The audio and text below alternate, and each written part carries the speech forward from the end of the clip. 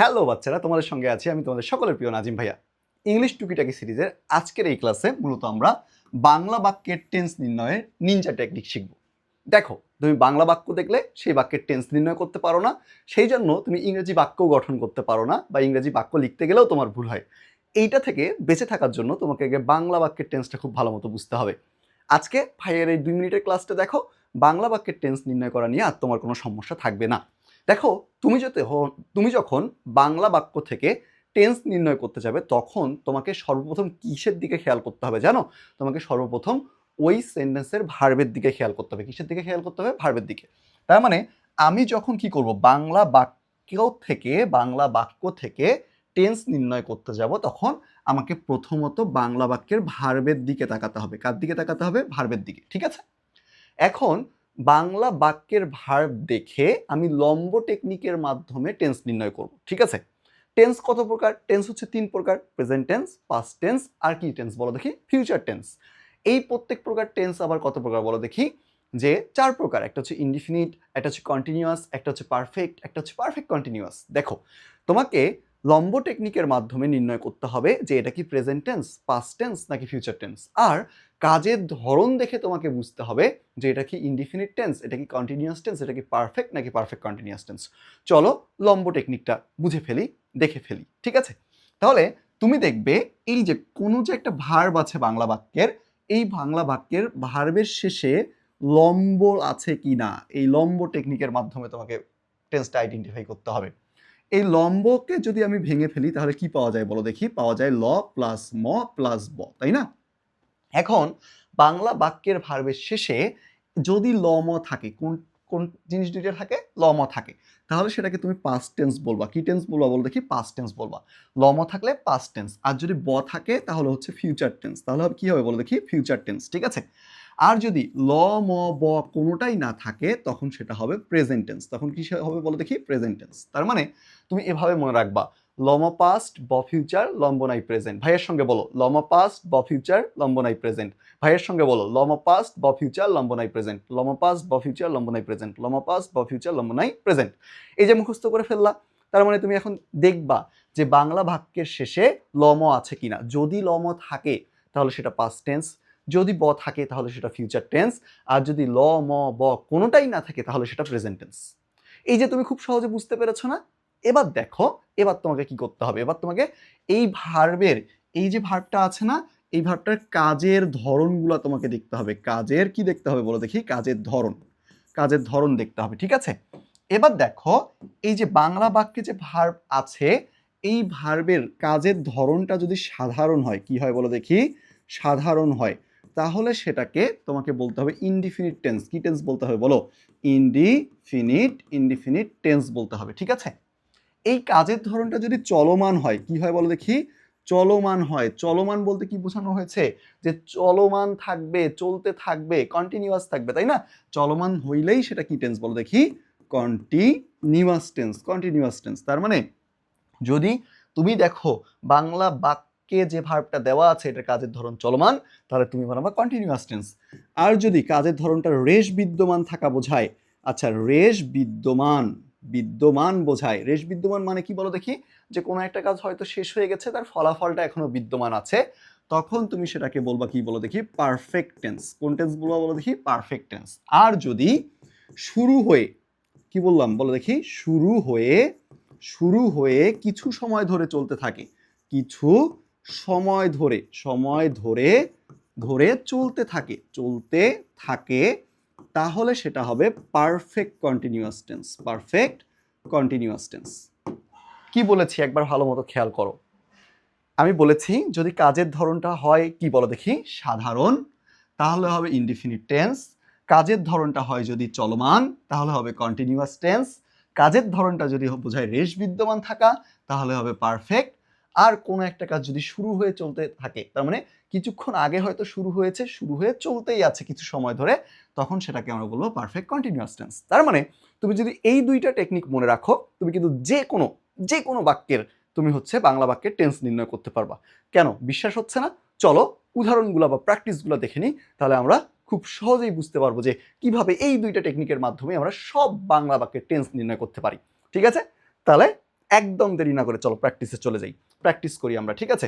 এবার দেখো তো, আমি যদি তোমাদের বলি, একটু খেয়াল করো, আমাকে শুধুমাত্র ভার্ব খুঁজতে হবে। বাংলা বাক্যের ভার্বটা থাকে সেন্টেন্সের শেষে। আমরা মাঠে ফুটবল খেলি, এই যে খেলি যে কথাটা বলা আছে এটা হচ্ছে একটা ভার্ব, তাই না? আচ্ছা, এখানে কি লম্ব আছে? নাই। লম্ব না থাকার মানে হচ্ছে এটা প্রেজেন্ট টেন্স। কোন টেন্স বলো দেখি? Present tense. আর কাজের ধরন দেখো এবার কেমন, কাজের ধরনটা কেমন? হ্যাঁ, খেলি তো কি হয়েছে, কারো কোনো সমস্যা আছে? নাই, কাজের ধরনটা হচ্ছে সাধারণ, তার মানে এটা হচ্ছে প্রেজেন্ট ইনডিফিনিট টেন্স, ঠিক আছে? আবার তুমি খেয়াল করো পরের সেন্টেন্সে ভার্ব কোনটা? কবিতা এবং মাহিন ঘুড়ি উড়াচ্ছে, এই যে উড়াচ্ছেটা হচ্ছে ভার্ব, তাই না? তাহলে তুমি দেখো তো এই ভার্বে কি, ভার্বের শেষে কি লম্ব আছে? নাই। তার মানে এটা কোন টেন্স বলো? তার মানে হচ্ছে এটা প্রেজেন্ট টেন্স, প্রেজেন্ট টেন্স। এবার দেখো যখন বলছি উড়াচ্ছে, উড়াচ্ছে, তাই তো? তার মানে উড়ানোর কাজটা কি আছে? চলমান আছে। কাজের ধরনটা কেমন? চলমান। তার মানে ওটা হচ্ছে প্রেজেন্ট কন্টিনিউয়াস টেন্স। আবার দেখো সে 10 মিনিট ধরে বই পড়ছে, এই যে পড়ছেটা হচ্ছে কি বলো দেখি? পড়ছেটা হচ্ছে ভার্ব। এখানে কি কোনো লম্ব আছে? নেই, লম্ব নেই। তার মানে এটা কোন টেন্স বলো? তার মানে এটা হচ্ছে প্রেজেন্ট টেন্স। এবার তুমি কাজের ধরনটা দেখো তো বাচ্চা, কাজের ধরনটা দেখো। কাজের ধরনটা কেমন? এখানে খেয়াল করো যে 10 মিনিট ধরে বইটি পড়ছে, মানে 10 মিনিট আগে তার বই পড়ার কাজটা শুরু হয়েছে, এখনো তার বই পড়ার কাজটা চলমান আছে, তাই তো? এই যে শুরু হয়ে কিছু সময় ধরে 10 মিনিট ধরে চলতে আছে, এমন বুঝাইলে কি বলো দেখি? এই যে পারফেক্ট কন্টিনিউয়াস টেন্স। কোন টেন্স বলো দেখি? Perfect continuous tense. তার মানে এটা হচ্ছে প্রেজেন্ট পারফেক্ট কন্টিনিউয়াস টেন্স। এবার দেখো তারপরেরটা যদি খেয়াল করো যে আমরা গত বছর সেখানে গিয়েছিলাম, এই যে গিয়েছিলামটা হচ্ছে ভার্ব। এই ভার্বের শেষে কি আছে বলো দেখি? ম আছে। তার মানে এটা কোন টেন্স? ম থাকলে, লম থাকলে পাস্ট টেন্স, তাই না? এবার কাজের ধরনটা দেখো, গিয়েছিলাম, হ্যাঁ গিয়েছিলাম তো কি হয়েছিল? কোনো তো করার সমস্যা নেই, তার মানে কাজের ধরনটা সাধারণ, তার মানে এটা কি হবে বলো দেখি? ইনডিফিনিট। তার মানে এইটা হচ্ছে পাস্ট ইনডিফিনিট টেন্স। তার পরবর্তীটা তুমি খেয়াল করো, প্রত্যাশা আগামীকাল আসবে, তাহলে এখানে হচ্ছে আসবেটা হচ্ছে ভার্ব, তাই না? এই যে দেখো তো ভার্বের শেষে কি আছে? ব আছে। তার মানে ব থাকলেই কোন টেন্স বলো? ফিউচার। ব থাকলেই ফিউচার, এখানে বলেছি এই যে ব থাকলেই ফিউচার, তাহলে এটা হচ্ছে ফিউচার। তো আসবে তো কি হয়েছে? কোনো তো সমস্যা নেই, তাই না? তাহলে কাজের ধরনটা সাধারণ। তুমি খালি ভার্ব যেটা দেওয়া থাকবে এটাকে বলবা, এই আসবে তো কি হয়েছে, গেছে তো কি হয়েছে, খেলছে তো কি হয়েছে, তাই না? এই যে এভাবে প্রশ্ন করবো, যদি কারো কোনো সমস্যা না থাকে তাহলে কাজের ধরনটা সাধারণ, ঠিক আছে? তাহলে দেখো, তার মানে কাজের ধরনটা যেহেতু সাধারণ, তার মানে আমাকে বলতে হবে এটা ফিউচার ইনডিফিনিট টেন্স। এবার দেখো পরের যে সেন্টেন্সটা কি বলা আছে, সে কথা বলতেই থাকবে, তাই না? এই যে বলতেই থাকবে এটা হচ্ছে ভার্ব, এবং এই ভার্বের শেষে দেখো তো কি আছে? ব আছে। তার মানে সেটা কি বলো দেখি? ফিউচার, ফিউচার টেন্স, তাই তো? আচ্ছা, বলতেই থাকবে তার মানে কি? বলার কাজটা চলমান থাকবে। কাজের ধরন কেমন এখানে? কাজের ধরনটা হচ্ছে চলমান, চলমান, চলমান। তার মানে কাজের ধরন চলমান হইলে সেটা কোন টেন্স হবে? কন্টিনিউয়াস টেন্স হবে। তার মানে এটা হচ্ছে ফিউচার কন্টিনিউয়াস টেন্স। এই সেন্টেন্সটা একটু খেয়াল করো, কি বলেছে? আমার মা রান্না করছিলেন। এখন তুমি যদি এই ভার্বটার দিকে তাকাও, রান্না করছিলেন, ঠিক আছে? এই ভার্বটার দিকে যখন তুমি তাকাও, তখন তুমি রান্না করছিলেন, লম্ব নাই, তার মানে হচ্ছে কি টেন্স? কি টেন্স বলো? লম্ব নাই, তার মানে প্রেজেন্ট টেন্স। কিন্তু তোমার মনে হচ্ছে না এটা মনে হয় প্রেজেন্ট টেন্স না। যখন তোমার রুলস বলবে এক কথা আর তোমার মন বলবে আরেক কথা, তখন মনে করবা যে এখানে একটা ঝামেলা আছে। তখন তোমার বিবেককে প্রশ্ন করতে হবে, বিবেককে প্রশ্ন করতে হবে, এবং তোমার বিবেক তোমাকে সঠিক উত্তরটা বলে দেবে। দেখো, যখন তুমি কোনো বাংলা বাক্যের টেন্স লম্ব টেকনিকের মাধ্যমে বের করতে পারবে না, তখন কি করবা জানো? এই সেন্টেন্সের যে সাবজেক্টটা আছে না, এইটাকে তুমি নিজেকে দ্বারা রিপ্লেস করে দিবা। তার মানে তুমি আমার মায়ের জায়গায় বলবা আমি। আচ্ছা, আমার মা রান্না করছিলেন, কিন্তু আমি যদি বলি আমার মায়ের জায়গায় আমি রান্না করছিলাম বলবো, তাই না? ম আছে। ম থাকলেই কোন টেন্স? Past tense. আর কাজের ধরনটা কেমন? করছিলেন, করার কাজটা চলমান ছিল, তার মানে কন্টিনিউয়াস, এটা হচ্ছে পাস্ট কন্টিনিউয়াস, ঠিক আছে? তার পরবর্তীতে কি বলা আছে দেখো, সে আমার জন্য সারা জীবন ধরে অপেক্ষা করতেই থাকবে। একদম মিথ্যা কথা। কেউ কারো জন্য সারা জীবন ধরে অপেক্ষা করে না। যারা তোমরা এই আশায় বসে আছো কেউ তোমাদের জন্য সারা জীবন অপেক্ষা করবে, তোমরা আসলে বোকার স্বর্গে, গাধার স্বর্গে বাস করছো, ঠিক আছে? সেই জায়গা থেকে কেউ কিন্তু অপেক্ষা করতেই থাকবে না। যদিও বলা আছে করতেই থাকবে, তাহলে এইখানে দেখো করতেই থাকবে, এইটা হচ্ছে ভার্ব, তাই না? তাহলে এই ভার্বের শেষে কি আছে? ব আছে। তার মানে এটা ফিউচার টেন্স, ফিউচার টেন্স, তাই না? এবার দেখো কাজের ধরনটা কেমন বলেছে? সারা জীবন ধরে, সারা জীবন ধরে কি বলা আছে বলো দেখি?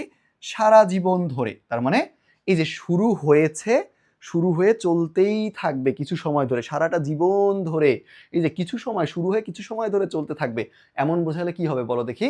Perfect continuous tense. তার মানে এইটা হচ্ছে কি? ফিউচার।